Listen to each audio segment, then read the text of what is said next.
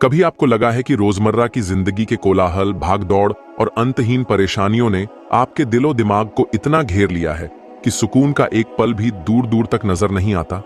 जरा फर्ज कीजिए, ऐसे माहौल में अगर आपको एक छोटी सी जगह मिल जाए जहां कोई शोर ना हो, कोई बेकार की बहस या ऊल जलूल दबाव ना हो, बस अपने अंदर झांकने का मौका हो, तो वो कितना सुकून देने वाला पल होगा।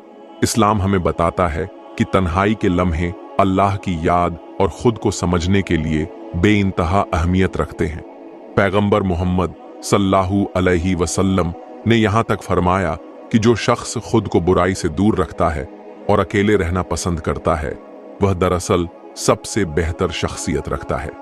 आज की इस वीडियो में हम जानेंगे कि इस्लाम किस तरह से अकेले वक्त गुजारने को एक रूहानी खजाना मानता है और क्यों यह तन्हाई हमारी निजी और रूहानी तरक्की के लिए बेहद जरूरी है।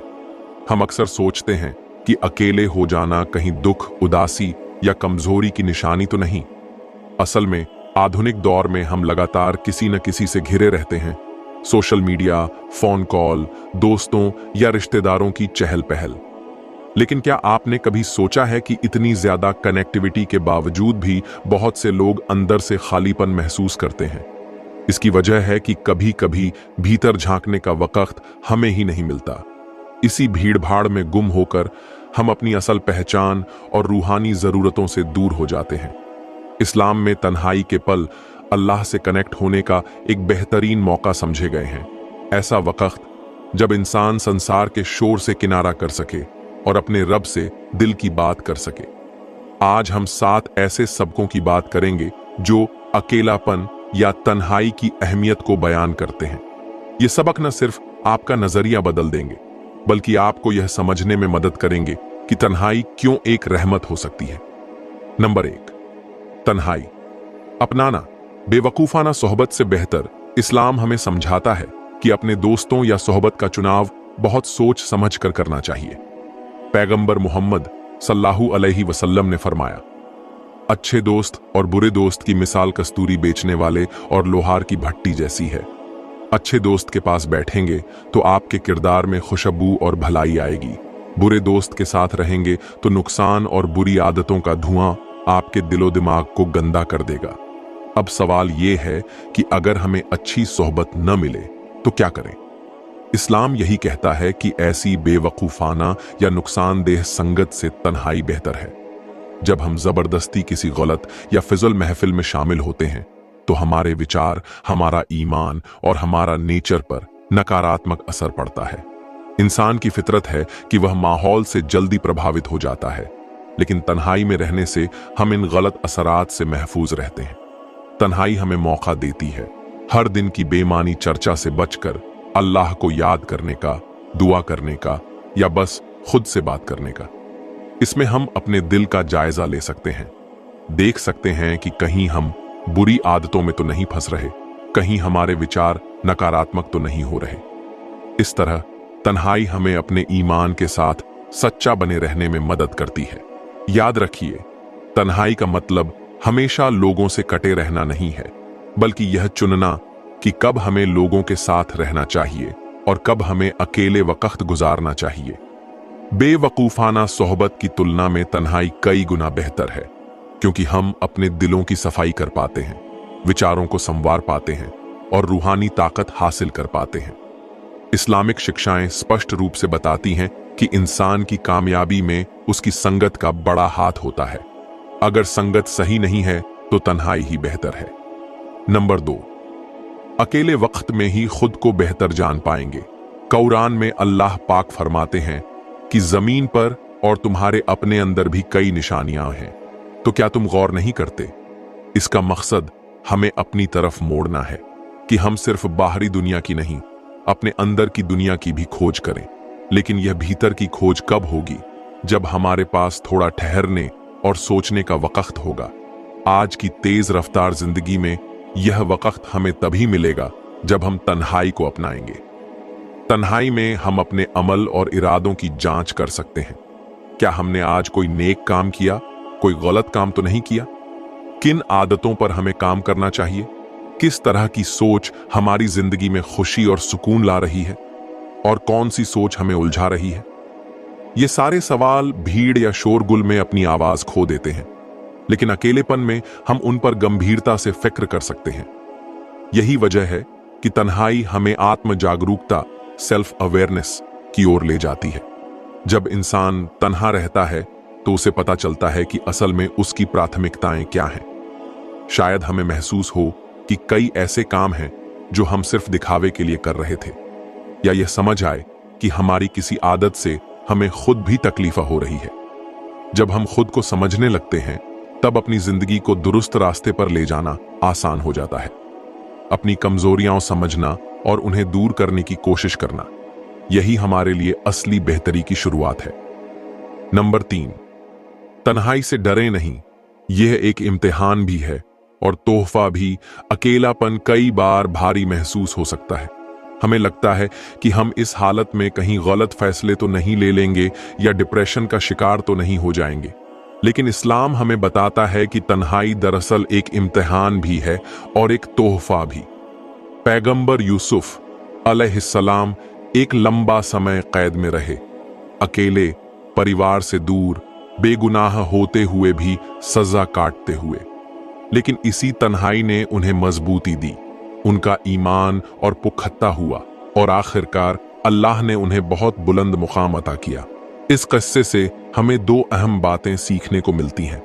पहली, इंसान चाहे कितना भी अकेला महसूस करे, वह कभी अल्लाह से जुदा नहीं होता। दूसरी, तन्हाई के ये पल हमारे व्यक्तित्व को संवारते हैं, हमारी सोच को एक नई दिशा देते हैं और हमारे दिल को मजबूत करते हैं। जब बाहरी सहारा ना हो तब हम वाकई अल्लाह पर तवक्कुल, भरोसा करना सीख जाते हैं। इसी भरोसे से हमें पता चलता है कि हमारी असल ताकत कहां से आती है, किसी इंसान से नहीं बल्कि अल्लाह से। कई लोगों को लगता है कि अकेले रहना गलत बात है या यह उदासी की निशानी है, लेकिन असलियत यह है कि तन्हाई में हम एक नई तरह की आजादी और रूहानी शांति का अनुभव कर सकते हैं। भीड़ में रहकर भी लोग अंदर से अकेले हो सकते हैं, वहीं अकेले रहकर भी इंसान अल्लाह की याद से दिल को आबाद रख सकता है। इसलिए तन्हाई से घबराने की बजाय इसे एक बेहतर मौके की तरह देखें। अकेलापन अल्लाह के साथ एक गहरा रिश्ता बनाने का वक्त हो सकता है। नंबर 4, आत्मखोज, सेल्फ डिस्कवरी का सुनहरा मौका। प्रसिद्ध सूफी शायर रूमी ने कहा था, जब तुम अकेले होते हो तो तुम उस एक के साथ होते हो जो भी अकेला है।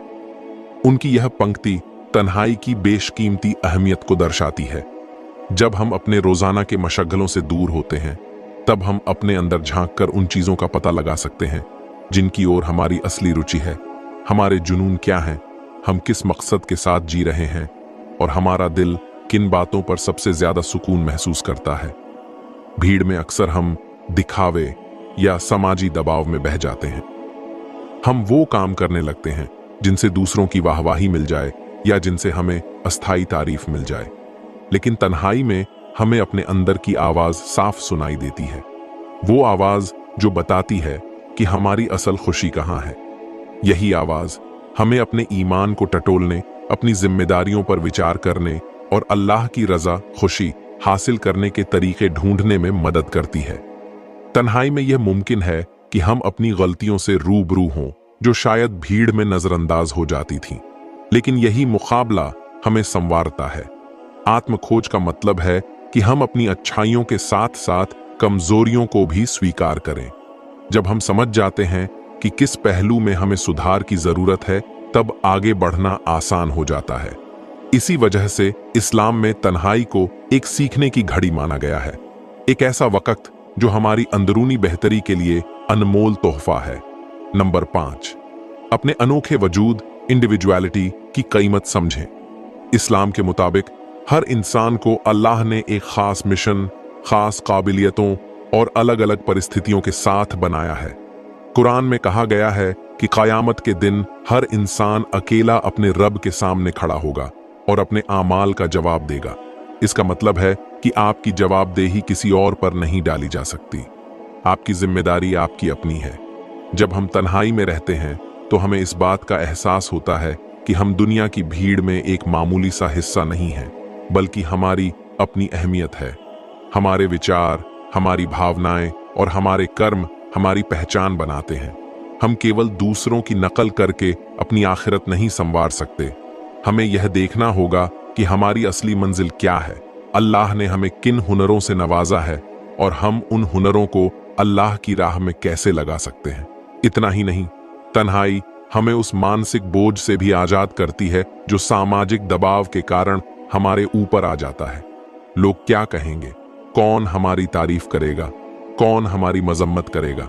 जब हम इस दबाव को हटाकर अपने अनोखे वजूद के साथ जीना सीखते हैं तो हमारा ईमान और भी मजबूत होता जाता है।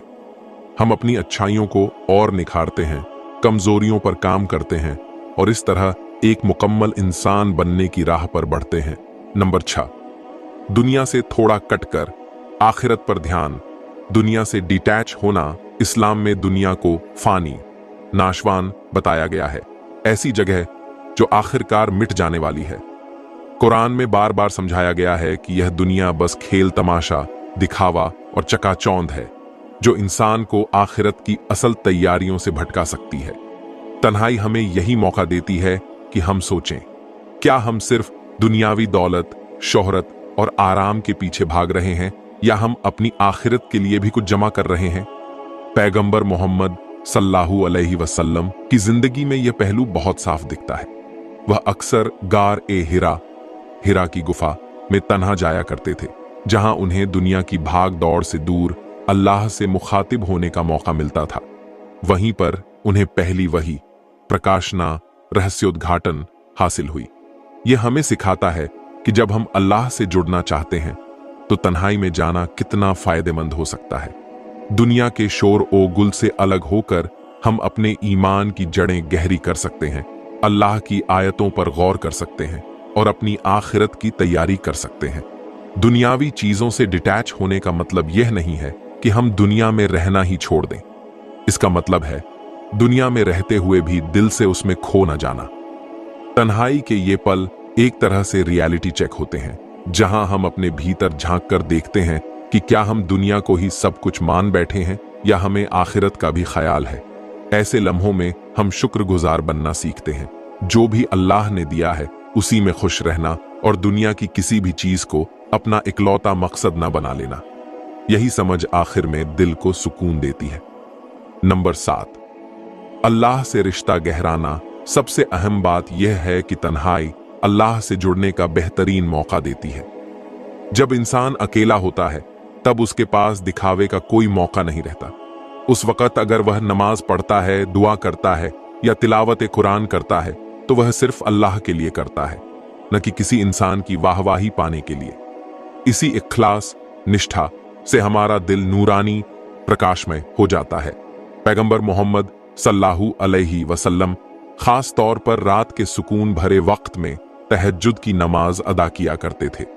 कुरान कहता है कि रात के किसी हिस्से में उठकर नमाज पढ़ो ताकि अल्लाह तुम्हें मकाम ए महमूद, प्रशंसनीय स्थान पर पहुंचाए। यह दर्शाता है कि तन्हाई में, खासकर जब दुनिया सो रही हो, अल्लाह से बात करना, दुआ मांगना हमारे रूहानी सफर को कितनी ऊंचाइयों पर ले जा सकता है। रात के सन्नाटे में की गई दुआ दिल को गहराई से सुकून देती है, क्योंकि हमें लगता है कि अल्लाह हमारी हर बात सुन रहे हैं और हमारे दिल के हाल से वाकिफ हैं। जिक्र व अज़कार, अल्लाह का स्मरण, जैसे सुभान अल्लाह, अल्हम्दुलिल्लाह, अल्लाहू अकबर, इनका दोहराव भी तन्हाई में करने से एक अलग ही सुकून मिलता है। जब हम इन शब्दों को बार बार दोहराते हैं तो हमें एहसास होता है कि दुनिया की सारी शोहरत से ऊपर अल्लाह की सत्ता है। हमारा दिल विनम्र और जिंदा दिल बनता है। ऐसा महसूस होता है कि हम अल्लाह की रहमत के साए में हैं। तन्हाई में की गई तिलावत कुरान भी हमारे अंदर रूहानी शक्तियां भर देती है। इस तरह हम फैसला कर पाते हैं कि हमें अपनी जिंदगी को किस तरह अल्लाह की रजा के मुताबिक ढालना है। अब तक हमने 7 बड़े सबकों पर बात की। 1, तन्हाई बेवकूफाना सोहबत से बेहतर है। 2, तन्हाई में ही इंसान खुद को बेहतर जान पाता है। 3, अकेलेपन से डरना नहीं चाहिए बल्कि इसे मजबूती का मौका समझना चाहिए। 4, तन्हाई आत्म खोज का सुनहरा मौका है। 5, तन्हाई हमें अपने अनोखे वजूद की कीमत समझाती है। 6, दुनिया से थोड़ा कटकर आखिरत पर ध्यान देना सिखाती है, और 7 अल्लाह से रिश्ता गहराने में मदद करती है। ये सातों सबक आपस में जुड़े हुए हैं और मिलकर एक मुकम्मल तस्वीर पेश करते हैं कि तन्हाई को कैसे एक बोझ नहीं बल्कि एक नेमत के रूप में देखा जाए। यह बात फिर दोहराना जरूरी है कि तन्हाई का मतलब यह नहीं है कि इंसान समाज से बिल्कुल कटकर रहना शुरू कर दे या जिम्मेदारियों से भाग खड़ा हो। इस्लाम हमें सामूहिक जीवन भी सिखाता है। मस्जिद में नमाज, एक दूसरे की मदद करना, भाईचारे की भावना रखना, यह मिलजुल कर जीने की बातें हैं। लेकिन यही इस्लाम कभी कभी अकेले रहकर अल्लाह से दिल लगाने, अपने जीवन का जायजा लेने और दुनियावी चमक धमक से थोड़ा कटकर अपनी रूहानी ताकत बढ़ाने पर भी जोर देता है। यह संतुलन, बैलेंस ही इस्लामी जीवन शैली का खूबसूरत पहलू है। व्यावहारिक तौर पर देखें तो हर दिन कुछ वक्त तन्हाई में गुजारने की आदत डालना बहुत लाभदायक हो सकता है। चाहे वह सुबह की सैर हो, रात में सोने से पहले का वक्त हो या फज्र की नमाज के बाद का शांत पल। इस दौरान आप अपनी पसंद के मुताबिक इबादत, दुआ, कुरान की तिलावत या बस चिंतन कर सकते हैं। अगर पूरी तरह एकांत न मिल पाए तो भी कोई छोटा सा कोना ढूंढिए जहां आप बिना ध्यान भटकाए हुए कुछ मिनट दिल से अल्लाह को याद कर सकें। इसके अलावा तन्हाई में अपने ख्याल लिखने की आदत भी बेहद फायदेमंद साबित होती है। हो सकता है कि आपको एहसास हो कि अंदर से आप किन बातों से जूझ रहे हैं, कौन से ख्वाब या उलझनें आपको परेशान कर रही हैं। ये सब लिखने से दिमाग में चल रही गुत्थी को एक रूप मिलता है जिसे सुलझाना ज्यादा आसान हो सकता है। साथ ही दुआए खास के लिए एक छोटा सा वक्त निकालकर अपने गुनाहों की मगफिरत मांगना, अल्लाह से मदद मांगना, अपनी भावनाएं बताना, इन सब से दिल का बोझ हल्का होता है और ईमान में ताजगी आती है। तन्हाई में आप अल्लाह को अपनी हर परेशानी, हर छोटी बड़ी बात बता सकते हैं, क्योंकि वह हमें हमारी रग रग से जानता है। जब कोई इंसान दूसरे इंसान को अपनी परेशानियां बताता है तो कभी कभी डर होता है कि सामने वाला जज न कर दे या आपकी बात समझ न पाए, लेकिन अल्लाह से बात करने में यह डर नहीं होता। आप रोना चाहें रोएं, आप चिल्लाना चाहें चिल्लाएं, अल्लाह सब सुनता है और समझता है। यही वह सुकून है जो तन्हाई में अपनी रूह को मिलता है। इस तरह तन्हाई हमें कई मोर्चों पर फायदा देती है। यह हमारे चरित्र निर्माण का हिस्सा है, ईमान को गहराई देने का सबब है, खुद को जानने का रास्ता है, दुनिया से थोड़ा कटकर आखिरत की तैयारी करने का मौका है और सबसे बढ़कर अल्लाह से रिश्ता मजबूत करने का अमल है। तन्हाई उन सारे शोरगुल को बंद कर देती है जो हमें हमारे रब की आवाज सुनने से रोकते हैं। जब सब आवाजें बंद हो जाती हैं तो रूह की आवाज गूंजने लगती है और उसी आवाज के रास्ते अल्लाह से कनेक्शन बनता है। यह याद रखना जरूरी है कि तन्हाई हालांकि अहम है, लेकिन संतुलन भी उतना ही अहम है। अत्यधिक एकांतवासी होने से इंसान जिम्मेदारियों से पलायन कर सकता है या मानसिक समस्याओं में भी घिर सकता है। इस्लाम रास्ता दिखाता है, दिन में लोगों से मिलो, भाईचारा रखो, नेक काम करो, मगर उसी दिन में कुछ वक्त अपने लिए निकालो जहां तुम सिर्फ अपने रब और अपने मन के साथ रहो। यही संतुलन जीवन को खूबसूरत और सार्थक बनाता है। तो कुल मिलाकर तन्हाई को डर और उदासी का पर्याय न समझें, इसे एक वरदान की तरह देखें जो आपको दुनिया के फालतू दबावों से आजाद करता है और अल्लाह के सामने आपके असली रूप को बेपर्दा कर देता है। यह एक ऐसा आईना है जिसमें आप अपनी कमियों को भी देख सकते हैं, अपनी खूबियों को भी निखार सकते हैं और सबसे बढ़कर अल्लाह की रहमत को करीब से महसूस कर सकते हैं। आइए अब इन 7 सबकों को अपनाएं और तन्हाई के पलों को अपनी निजी और रूहानी बेहतरी के लिए इस्तेमाल करें। बेवकूफाना सोहबत से तन्हाई बेहतर है, यह मामूली जुमला नहीं बल्कि जिंदगी में अमल करने लायक नसीहत है। तन्हाई के लम्हे हमें निखारते हैं, मांझते हैं और जिस दिन हमारा हिसाब किताब होगा उस दिन हमारे पास अपने रब के सामने पेश करने के लिए एक साफ दिल और मजबूत किरदार होगा, इंशाअल्लाह। शुक्रिया इस वीडियो को देखने के लिए। अगर आपको यह फायदेमंद लगा तो लाइक, शेयर और सब्सक्राइब जरूर करें ताकि इस तरह का इस्लामी कंटेंट आपको आगे भी मिलता रहे। अगली बार फिर मुलाकात होगी, तब तक अपने दिल में सुकून को जिंदा रखिए और तन्हाई को अपने रूहानी सफर का साथी बनाइए। एक छोटा सा सवाल आपके लिए, आप तन्हाई में सबसे ज्यादा कौन सा अमल या इबादत करना पसंद करते हैं जिससे आपको अल्लाह के करीब होने का एहसास होता है? नीचे कमेंट में जरूर बताइए। थैंक्स फॉर वॉचिंग और अगली बार तक के लिए खुदा हाफिज।